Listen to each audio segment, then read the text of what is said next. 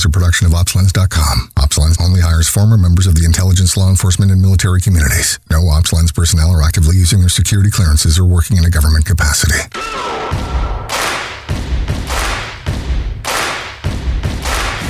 Welcome to the Hooch, where the only place more messed up than your hosts is the barracks on a Friday night or the VA. So get ready to stand by for your weekly dose of toilet humor and shenanigans from your fellow veterans, Coy Mack and Michael Grizzled Grunt Harris. And welcome everybody to the first episode of the Hooch. I am Coy Mack. And I'm Michael Harris. So on today's episode, we're going to be talking about the Charlottesville riots. I know a lot of people have a lot of problems with what happened, and we're going to be getting into a little bit more detail on our side of things, as well as talking about Mr. Salty McGee, the professor who decided to wear combat gear to his classroom for his geology class. Yeah, I mean, that's going to be a lovely thing to talk about. I can't wait for that. Yeah. Oh, I'm sure. It's going to be great. So a little bit about ourselves, since this is the first episode and you've never met either one of us. My name's Coy Mack. I am a former Marine of 2-7 with a 6 years experience in doing military stuff and just overall infantry BS of going out in the field and getting rained down half the time, and then just basically doing this, bullshitting with your friends, talking about whatever you want to talk about. Michael, what do you got? And what have you been doing? And what is your life like? Well, you know, I was a 21-year Army vet. I was an infantryman for 21 years. I've done it all, man. I've been airborne, mechanized, striker, light, done it all. I embraced the suck for that many years. I recently retired. I currently work for the county, and I just like setting freaking standards, man. That's what I do. So when you, with your work at the county, you're a CO, right? Yes. So what's that like? What's being a CO like on a daily basis? I mean, it's like dealing with man babies every day. You have a whole bunch of tattooed gangsters who are tough on the streets, but they're crying babies when it comes to the jail environment. So it's an experience, man. It's just dealing with kids every day. They're very needy, and you have to have a lot of patience. But you know, it's a rewarding job. You learn a lot about the law enforcement community, and you know, it can set you up for bigger things in the future. Yeah, it's awesome to hear that. I want to give a shout out to OpsLens.com for, you know, giving us the opportunity of these like salty grunts to talk about things that they like to talk about, and you know, generally just have you guys on, listen to us, and enjoy our conversations like you would back in Afghanistan, back in Iraq, you know, wherever you were deployed, where you're just bullshitting with your buddies and talking about all kinds of different topics. That's what the Hooch is about. We are going to be here talking about whatever we want to. You know, it could be video games, it could be politics, it could be religion. You never know. One of these days it's just going to surprise you. We're going to have a bunch of vets on, and we're going to be talking about nothing. So getting into our first topic, we're going to talk about Charlottesville and all of the craziness that went on with that. Well, yeah. I mean, I saw the whole thing, man. I've been, you know, streaming through YouTube and watching all this craziness going on. And you had a bunch of nationalists or white nationalists or whatever they want to call them. They were out there, you know, protesting. They had a permit for their rally or protest or whatever you want to call it. And some counter protesters came out, and a lot of bad things happened. Right. I mean, one of the things I saw was like the reason for the entire protest in the first place was these white nationalists coming out because they were protesting a Confederate statue that was going to be taken down or something like that. And my whole thing about the statue, I mean, where were you last week with the statue? Where were you the week before? Where were you last month? Where were you last year? You know, you want to come out and protest a statue because you heard of some nationalists coming out. Why weren't you protesting it before they came out? All of a sudden it became a problem.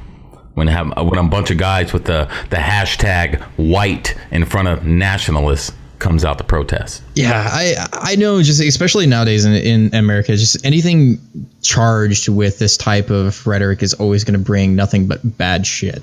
Like, honestly, like when is it not at this point in time with Antifa coming out and protesting just everything underneath the sun? They don't really have any specific, you know, MO when it comes to like, oh, hey, which protest are we going to today? It's like whatever one that has anything to do with anything I perceive as being wrong, anything that's right. is basically in the crosshairs for everything. Yeah, I mean, you look at how many protesters are out there. I mean, if you look at the videos, there's probably thousands. If you add in both sides, do any of them have a job? How many of those people that day decided not to go to work? Those are thousands and thousands of people.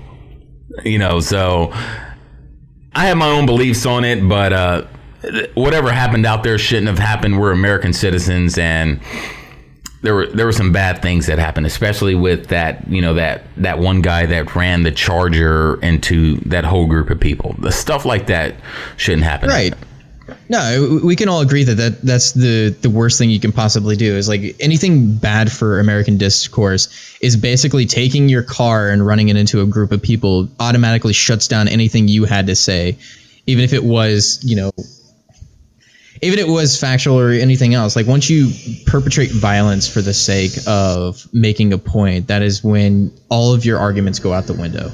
Yeah. And, playing the devil's advocate, as I like to do a lot of times, this wasn't the first time someone ran a car through a group of protesters. Wasn't the first time. No, it's not. There's been a couple issues of that when they would block the highways and somebody would just get fed up and then they would run them over and then they would take off like that.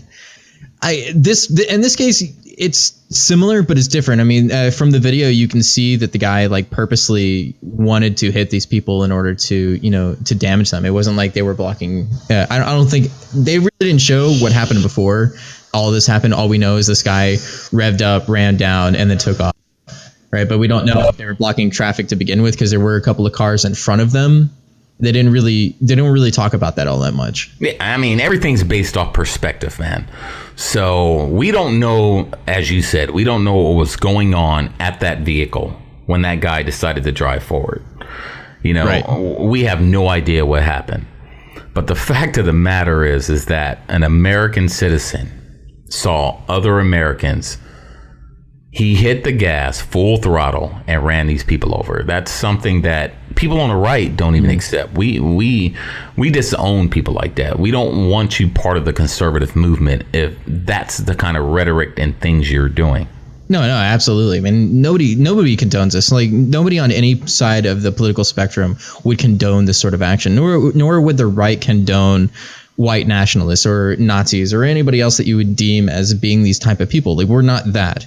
None of us are, like, especially people that I know that are mostly libertarians or very, centrist belief. They don't agree with any of this. Like, I don't care for either one. I don't care for these nationalists and I don't care for the Antifa movement. I don't care for either one of them because they are both the same in my, like they perpetrate the same sort of bullshit that nobody wants. Nobody wants this. Nobody wants any of this danger shit on the street. Like I don't understand why we either one of them. Yeah, when Antifa was doing it, they were calling it peaceful protests. Antifa was out there at Berkeley burning down buildings pretty much. And assaulting people, hitting people with bike locks.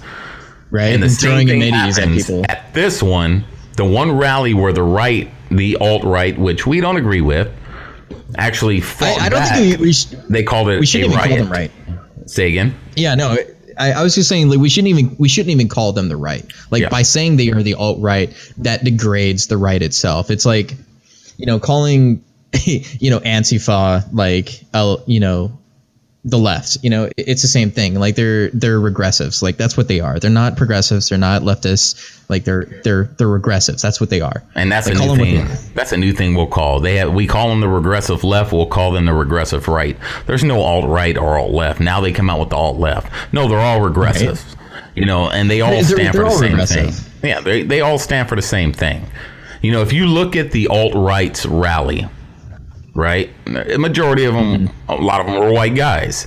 If you look at a true Antifa rally, what are the majority of them?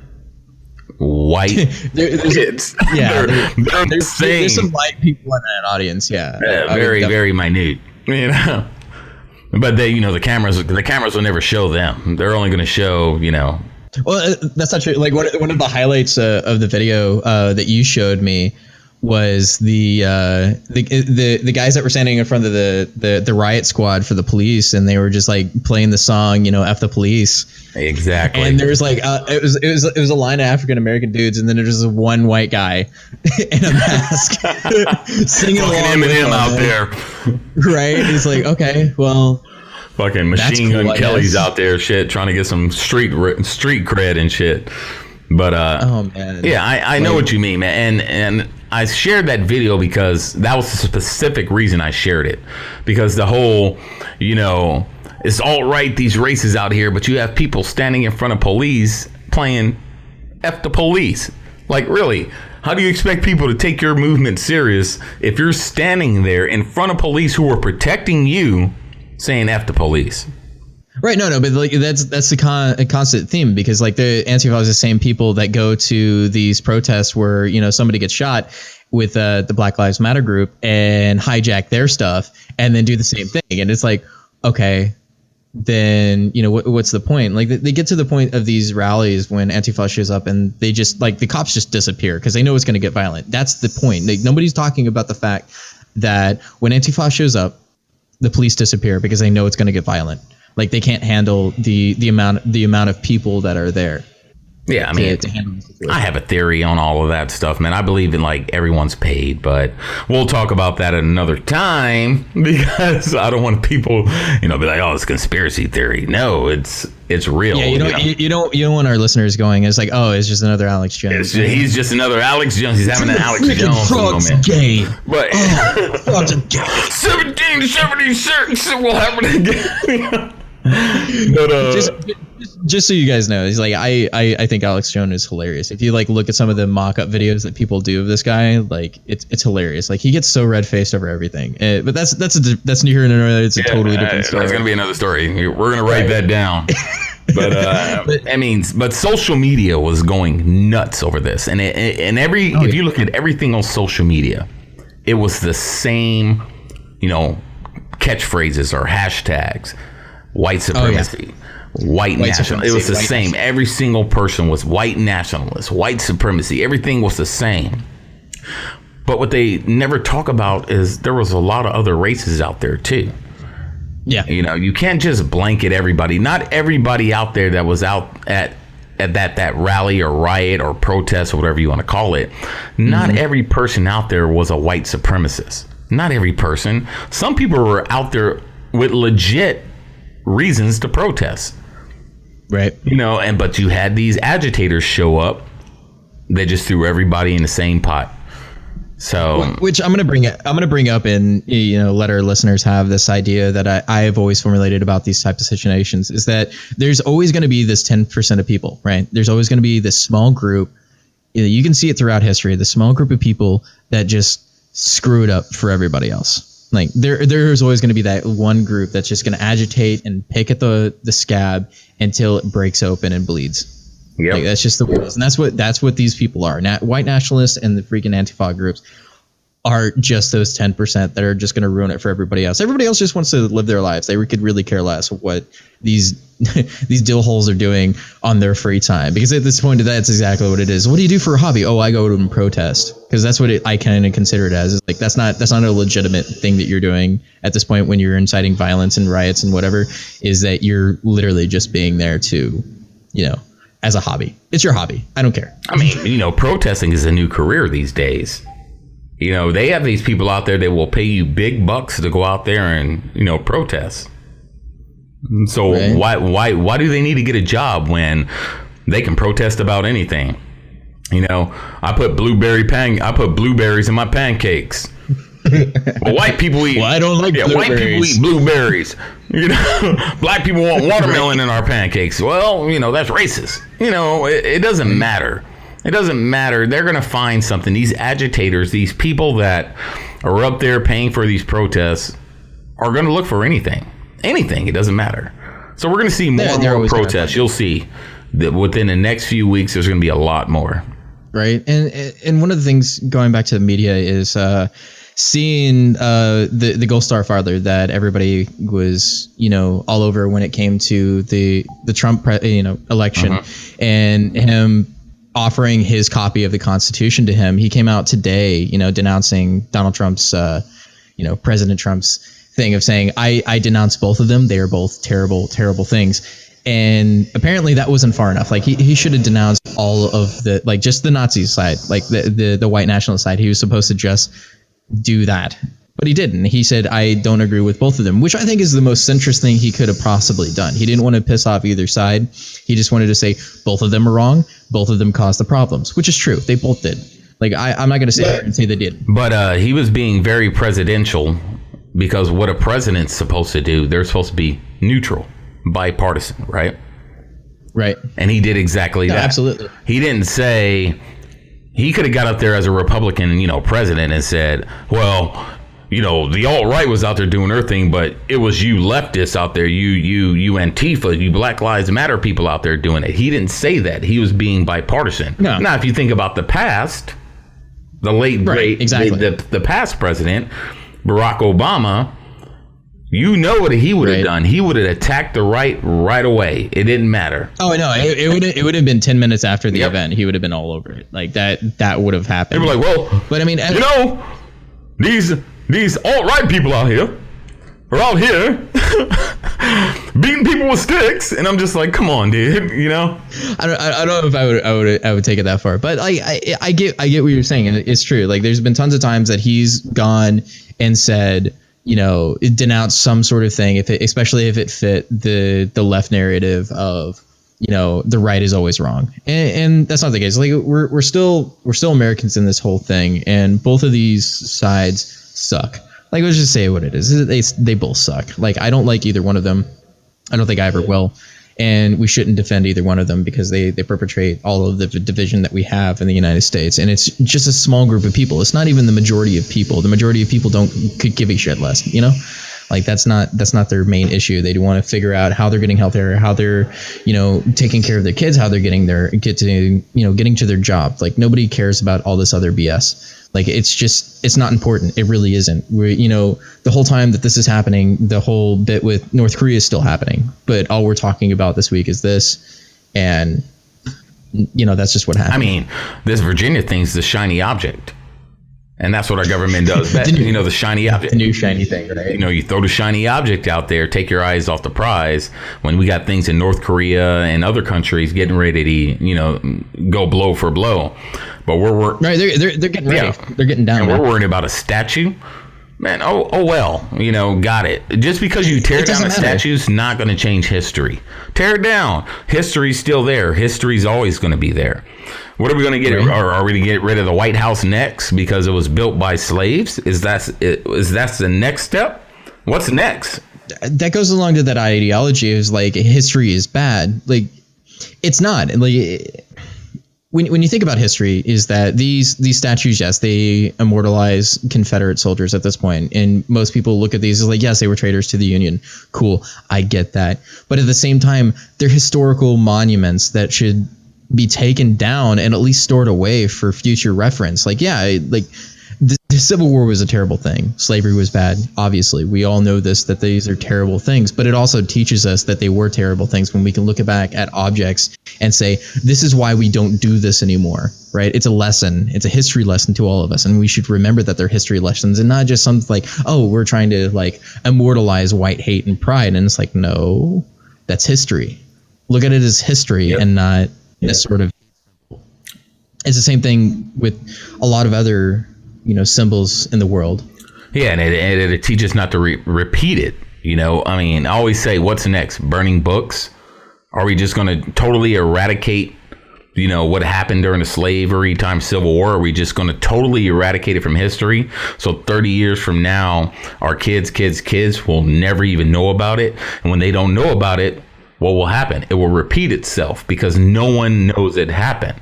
So you can't just totally eradicate history. History is there as a lesson, whether it's good or bad. Right. And we can't have revisionist history work that way. And a lot of people would argue that all history is revisionist. True.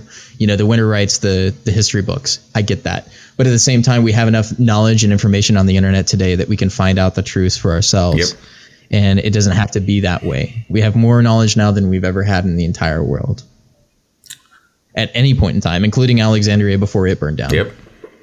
But we'll see, man. So, we'll see what they're going to tear down next. I think, I guess in Kentucky, they're talking about tearing down all Confederate monuments. Yeah, no, they're gonna bring all of them down, and then the last couple of days since Charlottesville, they've already torn down a bunch of statues like on their own. Like they weren't removed artfully; they were just like torn down. Saddam Hussein, like Iraq. They took Baghdad almost, right? Like their own little Baghdad. They took them down. And here's the thing: those idiots just committed a freaking felony. I know, right? This is destruction of government property, and they arrested the one chick that climbed the ladder. You saw that video. Yeah, I saw that video. Yeah, she climbed the ladder. They arrested her already. And I'm just like, you guys are so dumb.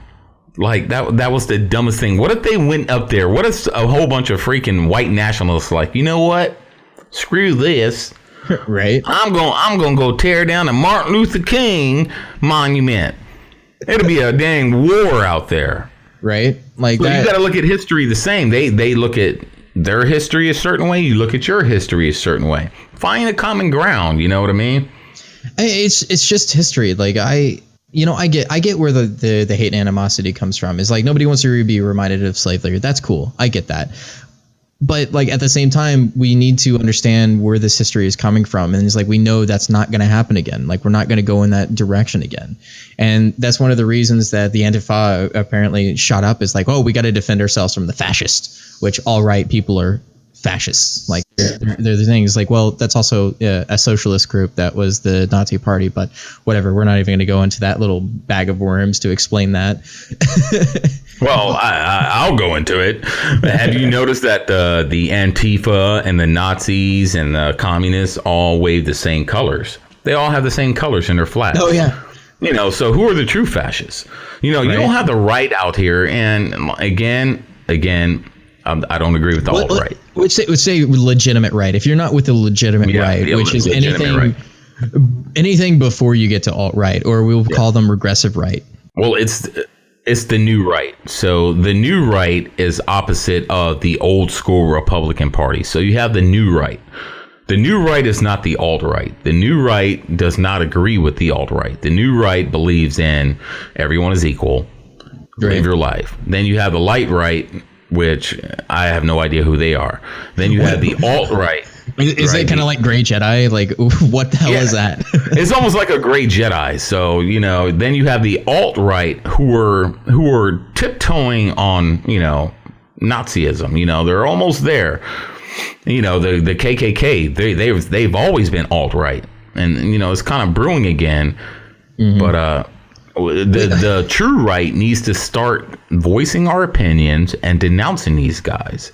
No, absolutely. And it's the same thing with any type of group. It's like the same thing we've been asking of, other, mainstay Muslims is like, and moderate Muslims is say, hey, denounce these guys, do something about them. They're your guys. Like say, no, that's bad. And they do. There's a bunch of them that say, no, that's bad. But then at the same time, they won't do anything to stop them. It's the same thing with us. It's like the left and the right, like the legitimate left and the legitimate right need to say, no, stop it. You don't speak for us. You need to shut that shit down. I believe that the right would do it before the left does it. And we should shut down these assholes. Like these asshats need to go away. I mean, I look at left-handed people at like weird. You ever look at somebody that writes with their left hand, you're like, what? That looks weird, dude. And that's how I look at the left and the right. I look at the left kind of like, oh, you guys are kind of weird, But the left is so tied to the social construct of their party. Right. It doesn't matter what the end state is. It matters what's happening right now. The right believes in the end state. We're more like, in the end, this is what we want. The left believes in, this is what we want right now. We're not thinking about what happens 10 years from now. This is what we want right now. Right. And that's the big difference between the two. Which I think at the end of the day is like both parties just want to do what's best for America. I get that. And it's a noble goal. It really is. But at the same time, there's some things that work and some things that don't. And that's just a simple truth of the matter. It's like everything that we idolize and we want to do, it works sometimes. Other times, not so much. And that happens. And you just have to admit that they're wrong and they didn't work and move on and do something else. Yeah, and Antifa and all these other groups, these subgroups of parties, they need to go away, man. They need to go away because they are the true agitators. I mean, it started with Occupy, Wall Street? Yeah, Occupy Wall Street. Then you had Black Lives Matter, Hands Up, Don't Shoot. And then Antifa came. They were resurrected because Antifa's always been around since like the 1940s. But they were resurrected, here in America. And now on the right, you had the old school KKK. They kind of fell in the shadows. Then you had the neo-Nazis. Now you have this alt-right movement, which is a form of both. It's pretty much what the alt-right is. It's pretty much KKK members not wearing their freaking hoods and skinheads not shaving their freaking head. They're openly blending in with society. Blending in, and they have these very, racist points of view about everything. Yeah, and they're absolutely wrong. We don't agree with any of those. Like any of those sorts of, it goes against the face of what the actual right is, or the conservative right is that nobody has the right to tell you that they're superior over you. Exactly. And that goes against everything that we stand for, and me included, like as more of a centrist person, like that goes against everything I believe. Like nobody has the right to tell you what to do and how to do it in your life. And to say that you're more superior to me, no, that's not happening. Yeah, what does that even mean, superior? I mean, can you pick up a car and throw it at me? Right, that would be a whole other bag of worms, going back to the history of eugenics and how the U.S. started eugenics and then Germany picked it up and took it to a whole new level. Yeah, I mean, like white supremacy. I never understood that word. When I think of a supreme being, that means you could probably lift my house up and throw it into another state. That's supreme. Or you can snap my neck with your pinky finger. That's supreme to me. Unless we start having people show up with superpowers, that's the only way we're going to say that they are supremes. Like, yeah, if a whole bunch of blonde haired, blue eyed guys, came from the sky and punch somebody in the face and their whole head flipped off, then I'd be like, okay, you're supreme. You win that. It's like alien man wins. You want me to put these chains on right here? What? I don't know how you want to do this now, man. I don't know.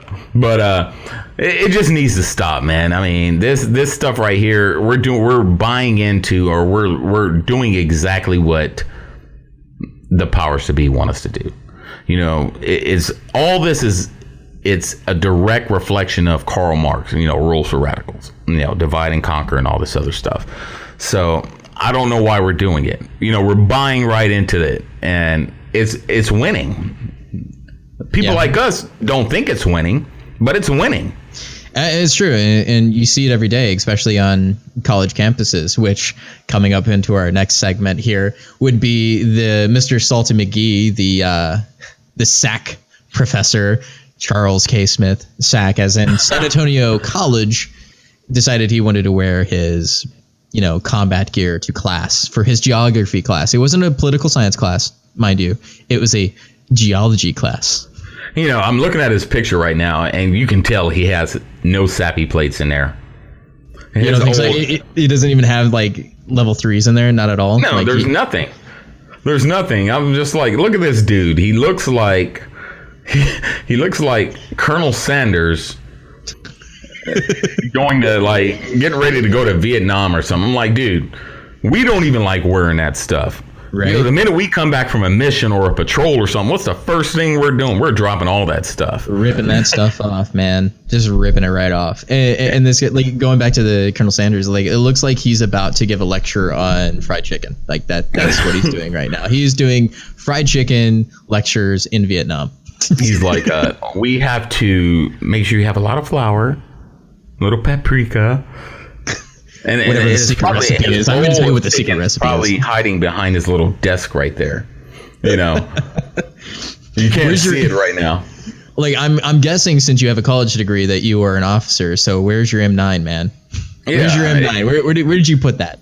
Most of them wear it on their chest. They wear it right there on the front of their chest. I'm like, really?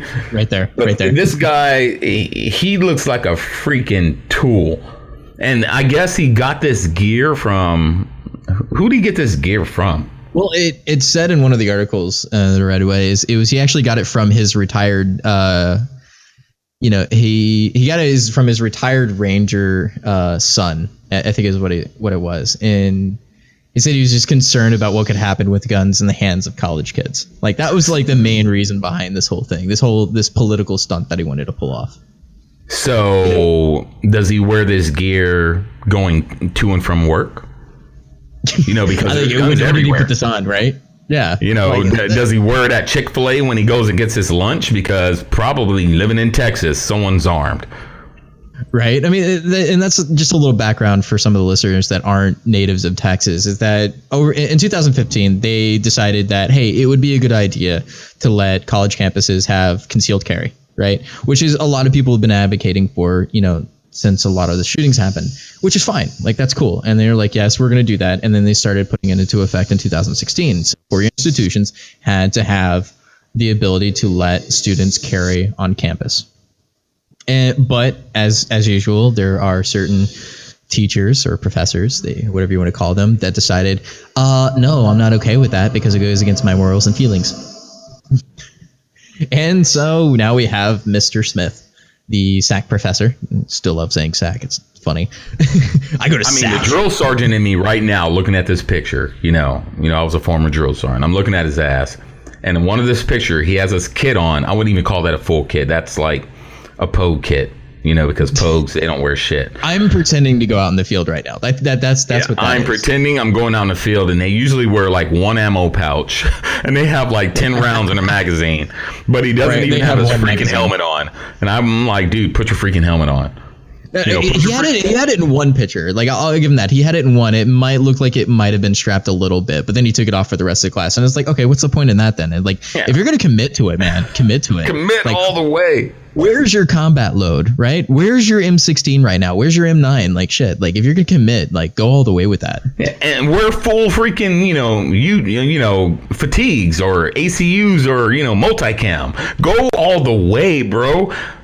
Face paint, put camo on your face. If you're going to go, do it. But don't do this half-ass, mini militia looking guy that probably doesn't even know how to, load a freaking pistol, let alone shoot it. Right. On my weekends, I like to go airsofting. Okay. I like to shoot little BB pellets at people's faces. Like that's what it reminds me of right now. He's just like this old grandpa that likes airsoft. Yeah, I don't know, dude. This guy is really bugging me. I kind of wish I can just morph myself into that picture with a 65-pound ruck. I'm like, look, dude, put this on your back. If you're gonna go. If you're gonna do it, like, you go hiking. Like, put a 240. Put a 240 in his hand, and I'm like, you know what I mean? No, it's like coming from me as like being a mortar guy. I would just tell him to get a whole 81 system on there and like hike that shit. Freaking mortar guys. Are you guys infantrymen? Yes, we are. Are you considered? Are you considered? We're totally infantry. Yeah. Oh, really?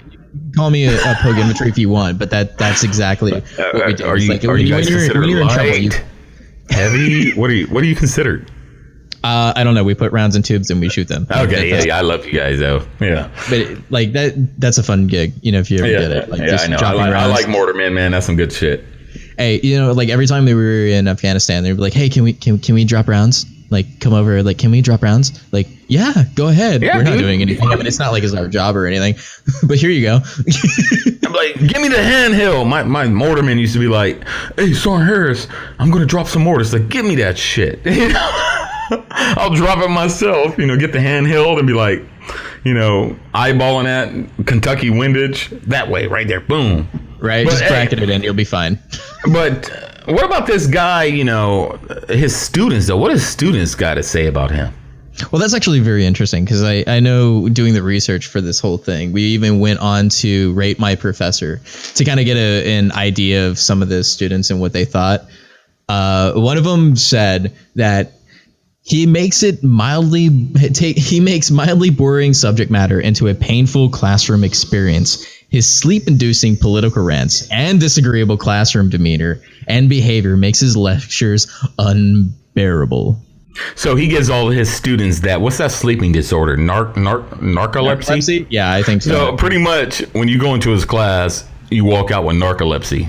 Right. I mean, if you can't fall asleep on your own, like PTSD is keeping you awake at night, just go to one of his classes and it'll put you right to sleep. Yeah. I mean, if you have insomnia, that's the guy you want, That's the dude you want to be. Yeah, that's the dude you want to be your professor, because you ain't falling asleep. You'll be wide awake up in there. and he continues on. He's like, he should make some effort and interject some enthusiasm into teaching geography rather than wasting students' times with political commentary about current events. He looks like a really boring Santa Claus if I look at him. Right? Like, what was it? Was it what's the guy, the dry eye guy? Like, what is his name? You know who I'm talking about? Was it that meme? Clear Eyes, the Clear Eyes commercial, Yeah, that dry meme. Eyes get clear eyes. Yep. Like that guy. Like, I bet he sounds like that. Like when you're listening to his class, it is like, next we're going to be talking about intermittent hot springs and geysers. Hot water erupts sporadically or flows continuously. Weird. Yeah, he probably has a computer voice talking for him on those slides. He's probably just sitting there. So he's just probably like, welcome to the class. Right. He starts the PowerPoint and is like, welcome to the class. I don't know about you, but like being in the military, like death by PowerPoint always makes any sort of outside PowerPoint unbearable. Like I can't do it anymore. Like sitting in a classroom looking at a PowerPoint, you're like, oh God, is it another safety stand down? Is that what we're doing today? Is this another don't beat your wife session? Like, what are we doing? And the thing is, man, I have the attention span of a freaking infant, and you start playing PowerPoints. I'll see the first, the intro to it. Welcome to don't rape people. I'm like, okay, don't rape people. Then after that, I was like, I thought that was common sense. Like, I thought we don't do that. I thought there was a law against that, Right. So this guy is a geography teacher. Right. Talking politics, that's what I don't get. As a parent, if I'm putting my kid through college and I'm like, yeah, son, you're going to take geography. I'm not paying that teacher to teach my kid about his political stance. I'm paying you to teach them about geography. Right. No, and that's the way it should be. Like why would I send my kids to a $80,000 school, that's going to end up costing me about that much for them to go, hey, and now here comes your political indoctrination. Don't worry about having free identity. I mean, his class they probably walk in. He goes, Mount Everest is the highest mountain in the land. Moving on. The Democrats, and he starts going into politics. What am I in? Political this science? Isn't rock. Is this political science or what class am I in? I'm confused. I thought this was like intro to geology, not poli-sci. Like, am I in the wrong class here? He goes, you know why that geyser busted? Donald Trump. And let me tell you about Donald Trump. No, you know why SIGs have NDs now? It's because of Donald Trump. Yeah, Donald Trump knows who makes SIG. Who makes SIGs? Russian? Who is that? German? I don't know. I don't know either. I don't know that much about, who makes the guns. I just like pew-pewing them. I know. Yeah, I know. I like shooting them. So if they go pew-pew, then that makes me happy. Like some other like armor or gun nut out there might know more and talk about that. But yeah, no, I coming back to this is like one of his students said, check your personality and independent thought at the door. It's not welcome in his class. Like if that doesn't blatantly tell you what this guy, like what these guys think of his teaching style, let alone the fact that the school lets him do this in the first place. Wow. I know. Okay. Like I know I sent an email to them trying to reach out and see if they would get back to me. They didn't, obviously, because like who are they going to talk to? Who are they going to, some unknown dude just like, hey, can you tell me some follow-up questions? Like, why did you guys, like, did he let you guys really know that you were going to do this? And that if he did, like, did you condone it? And then like, is this normal for like geology professors to teach poli-sci classes like on their inside of their class instead of teaching the material that they actually came there for? Like, is that what schools do now? Like, you go for one class but you get a totally different one? Like, maybe I'm just behind the times on that. I mean, even though I'm going to UT, it's like, no. I mean, I go into a UT class and I get the class that I'm paying for, or I walk out. Like that's just what it is. Yeah, I mean, I don't know. I think this guy gets out of class and goes home and listens to Janis Joplin and, Jim Morrison while he's smoking a hookah in his house, thinking about the good old days of when he was a freaking hippie.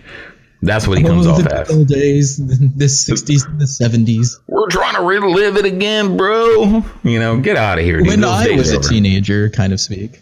Yeah, when I was a teenager, we was revolutionaries. So, just to give you an idea of what this guy believes, he goes on to say that it definitely makes me feel uneasy that there are more firearms on campus than there should be. Dressing this way is just a statement of how I feel. Oh, look at that. He has feelings.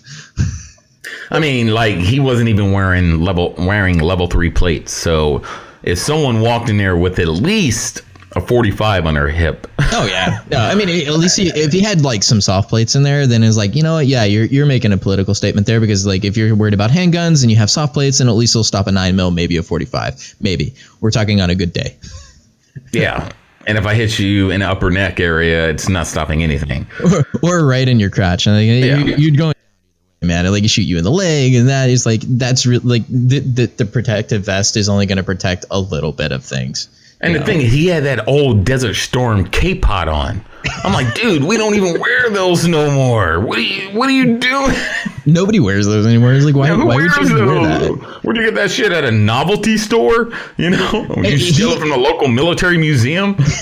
Right. But I mean, at least we know that he got it from his retired son. So that's his retired son stole stuff from the government. That's what he did. Right. Or government property. I at least hope he went and got, some gear from a local supply shop, which somebody else stole it from someone else and then sold it to them for money because they needed it for booze or whatever.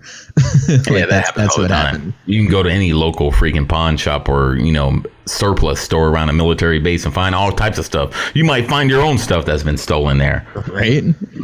God forbid that happens. I mean, especially around Fort Hood area, it's you could go into any one of these shops and they've got overload of surplus materials. So I'm not surprised. I don't know what they got in San Antonio. Maybe they've got something like that and they just overload on that crap.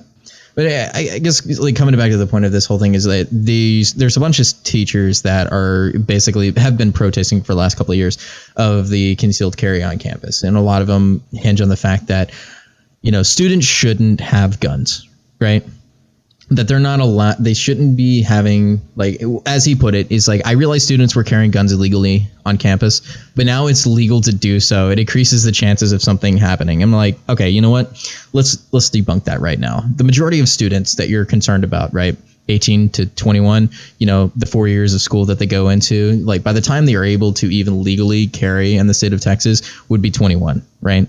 They're already seniors in the school, have had a lot of knowledge and a lot of drinking under their belt, right? They might be mature enough to do that. I mean, you're mature enough to sign a contract to go, or you can even do it at 17 to go into the military, but they're not mature enough to carry weapons.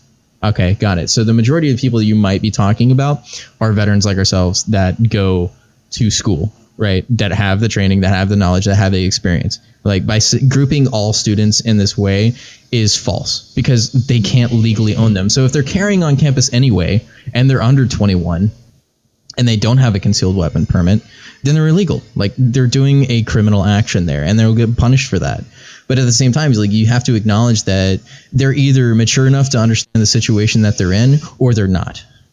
And if that's the case, we have to go look back at our laws when it comes to, enlisting in the service and say, well, they're not mature enough to own a gun at 18.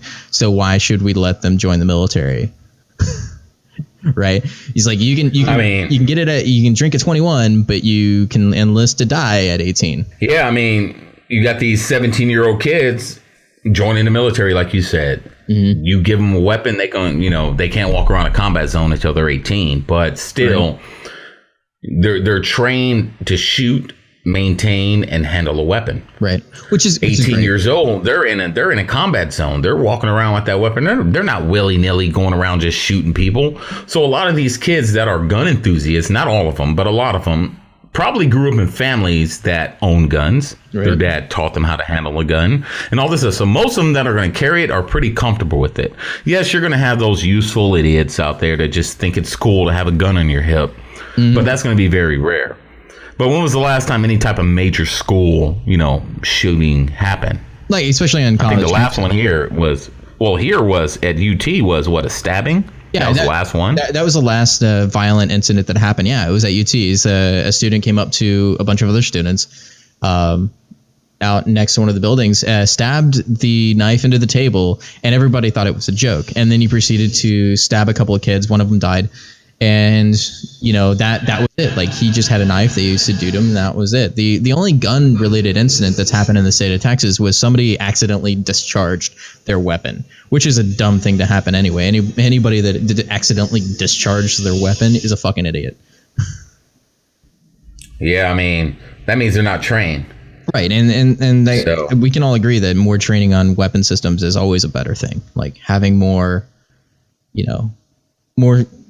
control over that would be good. Yeah, I mean, and not everyone is, no matter how much people try to talk about, the Second Amendment and, open carry and all these gun carries, not every person that owns a gun is comfortable carrying a gun out in public. It's a fact. I have so many friends that know guns, have guns, but they just won't carry. You know what I mean? So and the same thing is going to be on a college campus. Right. Not every student, just because it's legal, is going to be like, oh, I can carry, I'm trained. A lot of them aren't. Yeah, they're not going to do it because they're uncomfortable with it. And you got to think of the social backlash with it. Oh, yeah. So, especially in the college. Yeah. So, like, one of the Robin Lowry, said that this is a sad commentary on our country. We are being forced to blindly trust harm strangers in public while there are dozens and dozens of daily stories showing us why we shouldn't trust them. I mean, really? Like, that's where we are? I don't know. Like, that's silly. That's dumb to think of that, because there's that would be saying that you don't trust cops, which a lot of these people don't now, because and that's just public shaming. You notice how he said, "This is sad." Like, really, dude? That's something I say to my 12-year-old. I'm like, very disappointed in you. Sad. I'm very disappointed. So it's pretty much shaming people. This is sad. And then, then he went on to talk about, dozens of daily news stories showing. Okay, there's dozens of daily news stories today. Mm-hmm. So he said daily, dozens of daily. How many did you hear of today? Not that I was looking. I mean, Charlottesville was all over the map, so it's like, but shootings, right? No, I didn't hear anything about a shooting. I mean, there was probably one in Chicago or Detroit. So, Chicago's a daily thing. If they keep talking about that, man, they'll run out of news space. Right, which is probably what they should do, but they don't. Like, nobody cares about that. Nobody cares about Chicago. Whatever. Yeah, I think we just should push Chicago and make it like DC, to where it's not really part of the union, but it's here in the United States. It's kind of. It's going to be his own entity, right? But I guess to just close out this whole thing is that campus carry is not going anywhere. It actually hasn't caused any problems at the moment, and I don't think it will, as long as people conduct themselves appropriately, which most concealed carriers do. Like, there's only maybe a handful of situations where a concealed carrier has done something unlawfully and they have gotten in trouble for that. And to say that you feel unsafe on the college campus because you think it's going to stifle, political discourse, or it's going to stifle like free thought, I don't think so. It's really not, because at the point of, concealed carry is you're not supposed to know they have it. Exactly. So how are you going to know? Right. This guy's just a fear monger, man. He's your typical hippie who's trying to scare the other students to bash the people that carry. That was like that UT thing with the dildo thing. I was like, really? Cox not Glocks. Yeah, Cox not gone. Really? That was the dumbest thing ever. Yeah, I was there for that. I thought it was pretty funny. I had a good conversation with some of those people. Yeah, I would have been the dude who's like, give me one of those big black there. I kind of wanted their shirts. Their shirts were actually pretty cool. Like, they did some really awesome marketing on that thing. I'll tell you that. Yeah, I mean, they did, but come on, dude. They're walking around with big black mandingo dildos. It kind of made me think about me. I was just like, damn, Can I? It's getting a little like dildo MB, I guess you would call that. I was kind of like jelly. I was like, damn, where'd you get that from? But can I have one? Oh, crap. Right. Yep. So it's just the way that the college campus are now. And that's a totally different topic on a totally different day. it is. But just to close this guy out, is just like Salty McGee decided he wanted to do this whole thing to prove a point. I think he didn't prove any point because it wasn't thoughtfully thought out. And at the point of it is like, it's not going to go away. Nobody cares about that. And you should really teach your class instead of worrying about what your political statement is. Like, people aren't paying for that. Nope. They're not. And probably the majority of the students in there was like, oh my God, dude, you're a coffin dodger, man. Just hurry up and teach your class and get done and just leave. You don't have too much time left on this earth. No one cares about your opinion, and you're not going to change people's opinion. And that's all that's going to happen. Nobody cares. Yep. But so to end out our show, we are going to do the first ever Blue Falcon Award today. And before you get all your, get upset about who we chose, just listen out and the reason why we chose this person. And so we're going to go into it as the Blue Falcon Award today goes to Chelsea Manning. As you know, Bradley Manning, the dude that got arrested, as a private for leaking classified information to the world. To WikiLeaks. Yeah. And the reason that we like that alone warrants the Blue Falcon Award, right? As being the biggest buddy fucker out there for that reason. The reason I wanted to choose Chelsea Manning for this is the fact that you ruined being a transsexual in the military, right? Because now everybody uses your transition as being the stepping stone of why we shouldn't allow it in the military or why we shouldn't pay for it.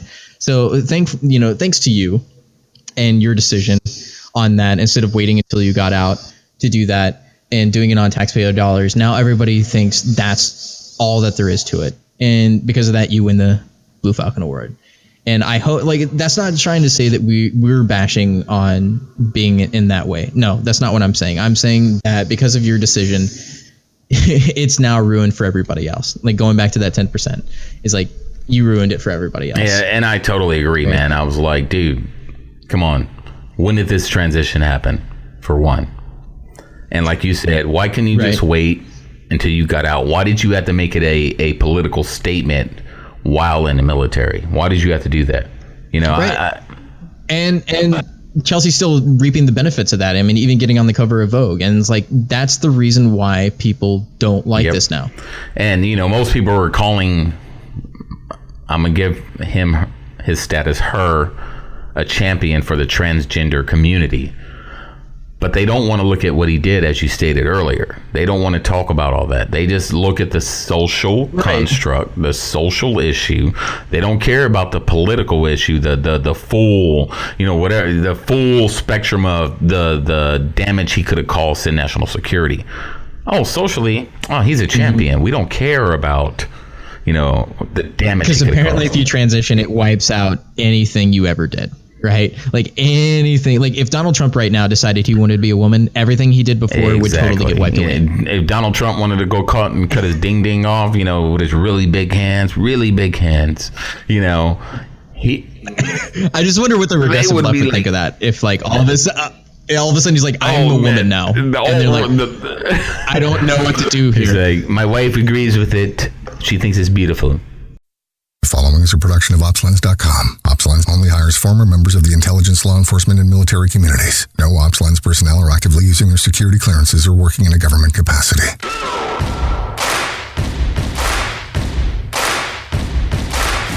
Welcome to the Hooch, where the only place more messed up than your hosts is the barracks on a Friday night or the VA. So get ready to stand by for your weekly dose of toilet humor and shenanigans from your fellow veterans, Coy Mack and Michael Grizzled Grunt Harris. And welcome everybody to the first episode of the Hooch. I am Coy Mack. The following is a production of OpsLens.com. OpsLens only hires former members of the intelligence, law enforcement, and military communities. No OpsLens personnel are actively using their security clearances or working in a government capacity.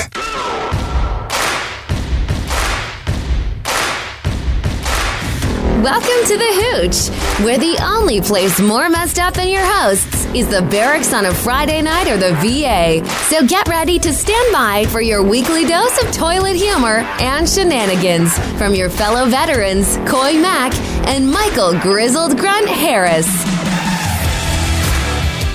And welcome everybody to the first episode of the Hooch. I am Coy Mack. And I'm Michael Harris.